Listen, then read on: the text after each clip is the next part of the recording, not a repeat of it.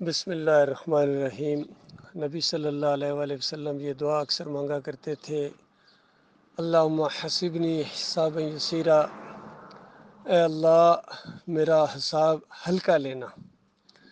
اس پر عائشہ رضی اللہ تعالیٰ عنہا نے پوچھا کہ اللہ کے رسول صلی اللہ علیہ وآلہ وسلم یہ ہلکا حساب اس سے کیا مراد ہے؟ فرمایا عائشہ ہلکا حساب یہ ہے کہ اللہ تعالیٰ نامہ اعمال کے اوپر ایک نگاہ ڈالے اور پکڑا دے، یعنی اس انداز سے کہ خوش ہو جائے مالک اور پکڑا دے، کوئی بات یہ نہ پوچھے کہ یہ کیوں کیا، کیونکہ جس کسی کی نامہ اعمال کے اوپر مالک کسی بھی جگہ رک گیا اور کہا کہ یہ کیوں کیا، تو اس کیوں کا پھر اس کے پاس کوئی جواب نہیں ہوگا، تو ظاہری بات ہے مالک اسی سے پوچھے گا جس کو سزا دینا چاہے گا، اور جس کو چھوڑنا چاہے گا، معاف کرنا چاہے گا، وہاں مالک رکے گا ہی نہیں۔ بس التفات خراسوانہ شانہ انداز سے مالک رحم کرتے ہوئے اپنے بندوں کو نامہ اعمال دے گا ان کے دائیں ہاتھوں کے اندر۔ تو یہ دعوت جو ہے نا، یہ بڑی زبردست دعوت ہے، توحید کی دعوت، ایمان کی دعوت، ایمان خالص کے ساتھ یہ ساری برکتیں ہیں۔ جن کے ایمان اور عقیدے کے اندر خرابی نہیں ہوگی ان کے ساتھ یہ معاملہ کیا جائے گا، اور جن کا ایمان بہت ہی زیادہ مضبوط ہوگا، اس قدر مضبوط ایمان ان کا ہوگا کہ وہ کسی طرح بھی ذرا برابر بھی اللہ کے ساتھ کوئی وہ شرک نہ کریں گے، اور بہت بھروسہ کریں گے اپنے مالک اور خالق کے اوپر۔ ایسے تو 70,000 اس امت کے وہ جنت کے اندر جائیں گے، بغیر حساب کتاب کے بھی چلے جائیں گے۔ تو یہ معاملہ ہے۔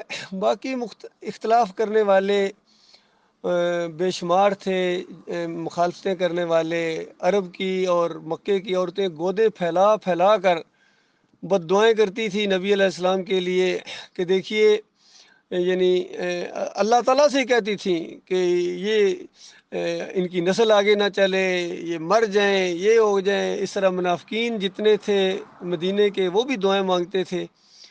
تو ان کو جواب دیا گیا کہ نادانو سر پھیرو، اگر یہ مر گئے کہ تم نہیں مرو گے، مرنا تو سب نے ہے، اور پھر اس کے بعد میرے پاس آؤ گے، وہاں میں اپنا تمہارا حساب بالکل چکا دوں گا، چکتا ہو جائے گا تمہارا حساب، اور تمہارا جو کچھ دنیا میں طرز عمل تھا، ایمان، عقیدہ، یہ ساری باتیں تمہارے سامنے آ جائیں گی۔ اس وقت پتہ چلے گا حق پر کون تھا اور باطل پر کون تھا، ایمان اور عقیدے کی جنگ کس نے چھیڑی ہوئی تھی اور سیاسی جنگوں کے اندر کون مبتلا تھے۔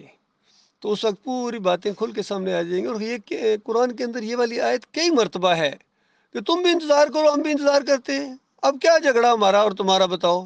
بات کھل کے سامنے آ گئی ہے، ہم نے اپنے عقیدے کا اظہار بھی کیا، تمہیں دعوت بھی دی، باطل عقائد کی نشاندہی کی، ان کے اوپر چوٹ ماری کہ دیکھو یہ امت مسلمہ ہے، یہ بالکل بگڑ گئی ہے یہود و نصارہ کی طرح۔ تمام قسم کے پچھلے جو شرک تھے پچھلی قوموں کے اندر، حتیٰ کہ پہلی قوم کے اندر جو ابری ہے مشرک قوم، 5 تن پاک کی پجاری نوح علیہ السلام، جس کے اندر 950 سال دعوت دیتے رہے، وہ بھی اسی طریقے سے گمراہ ہوئی تھی۔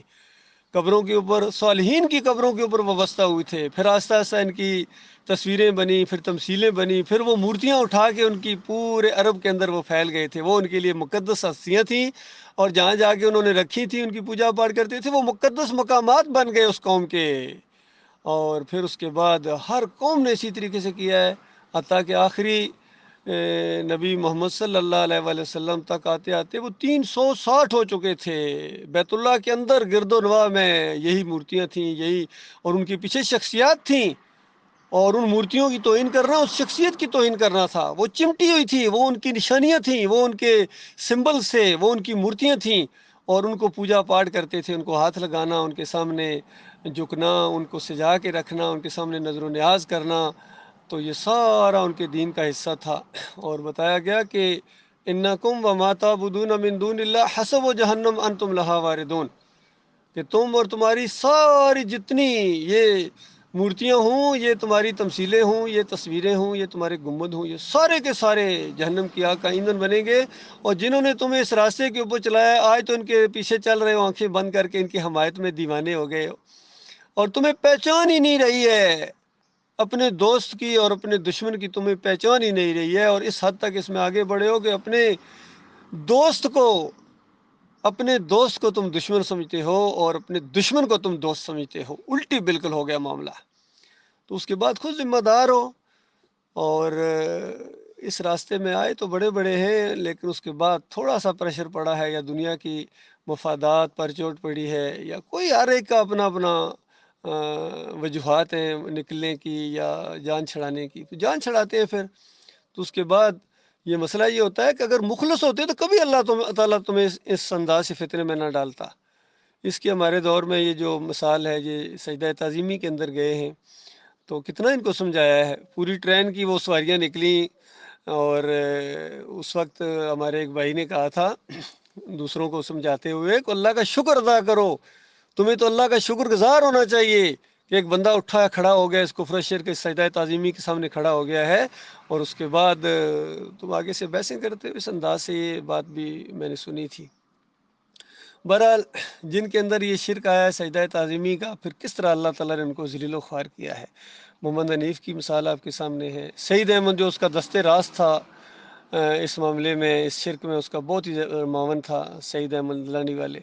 کس طرح اللہ تعالیٰ نے اس کو اپنی ہی جماعت کے اندر کیسا ذلیل کیا. اور پھر اس کے بعد جیسا انہوں نے کک آؤٹ کیا، باہر نکالا انہوں نے، تو ایسی بد دعائیں مانگتا تھا، چیخ چیخ کے بد دعائیں مانگی اس نے، اندازہ لگائیے. تو اس کے بعد وہ تو بہت ہی بڑی بد دعائیں تھیں. ان کا کیا ہوتا ہے، ان بد دعاؤں کا کیا ہوتا ہے؟ باقی الکیل کی بد دعائیں دینا یہ بھی کوئی معنی نہیں رکھتی ہیں، کیونکہ ایمان عقیدے کا مسئلہ ہے. اور یہ جب اس طرح ماحول بنتا ہے تو میں اور زیادہ یقین آتا ہے کہ یہ حق ہے، یہ دعوت حق ہے. اور جس کو اللہ توفیق نہ دے وہ ایسا دشمن بنتا ہے اس کا، اس کے سینے میں آگ لگ جاتی ہے. اور ایسوں کے لیے کہا گیا کہ ان کو بتاؤ آج اگر آگ لگی ہے یہ توحید کی آواز سن کے، ایمان کی آواز سن کے، تو اس کے بعد ایک آگ اور آگے بھی ہے، اس کا نام النار ہے، جس کے اندر جانا پڑے گا. کیونکہ وہاں تو جاؤ گے، اس سے بچنے کا آج طریقہ ہے، آج وقت ہے. آج تم وہ بات ماننے کے لیے تیار نہیں ہو، آگے سے لڑائیاں کرتے ہو، جھگڑے کرتے ہو، دشمنیاں کرتے ہو، گالیاں بھی دیتے ہو. کوئی بڑی گالیاں دیتا ہے، کوئی ذرا ہلکی گالیاں دیتا ہے، کوئی بڑے بڑے پتھر مارتا ہے، کوئی چھوٹے چھوٹے پتھر مارتا ہے. تو یہ اپنی اپنی توفیق کی بات ہے، اپنے اپنے ظرف کی بات ہے، اس کے مطابق یہ معاملات ہوتے ہیں. تو میرے بھائیوں، میرے ایماندار بھائیوں، اس راستے کے یہ پھول ہیں، اس راستے کے یہ تحفے ہیں. گھبرانا نہیں ہے، نہ غمگین ہونا ہے، نہ پریشان ہونا ہے، نہ رکنا ہے. اور اگر کوئی ذرا کمزور ہے، رک گیا ہے، تھوڑا سا تھک گیا ہے، کوئی بات نہیں، لیکن اسی راستے پر چلنے کے لیے تھوڑا دم لینے کے لیے کوئی رک رہا ہے. لیکن جو ہمت ور ہیں وہ نہیں رکیں گے، وہ آگے بڑھتے جائیں گے. آگے جنت اور پیچھے جہنم ہے. بالکل یہ جنگ ہے طاغوت کے خلاف، یہ جنگ چھیڑی ہے آپ نے کفر و شرک کے خلاف. بالکل یہ برابر جاری رہے گی اور جاری رہنی چاہیے، بلکہ اس میں تیزی آئے گی انشاءاللہ.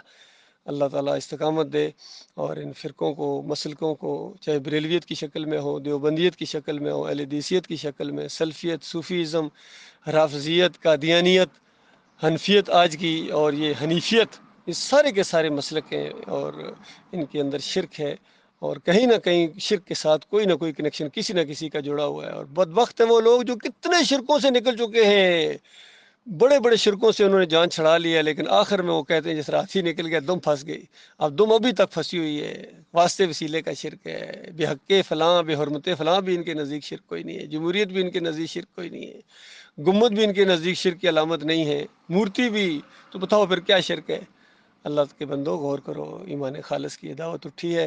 اس آخری دور کے اندر، 20ویں صدی کے آخری دور کے اندر، ڈاکٹر مسعود الدین عثمانی رحمۃ اللہ علیہ کے ذریعے اس پورے اندھیرے میں صرف ایک شمع روشن ہے، اور آپ ان کے ساتھی ہیں. بالکل اس دعوت کو آگے بڑھا رہے ہیں، بالکل اسی انداز سے انشاءاللہ ایمان کی اس شمع کو ہم بجھنے نہ دیں گے.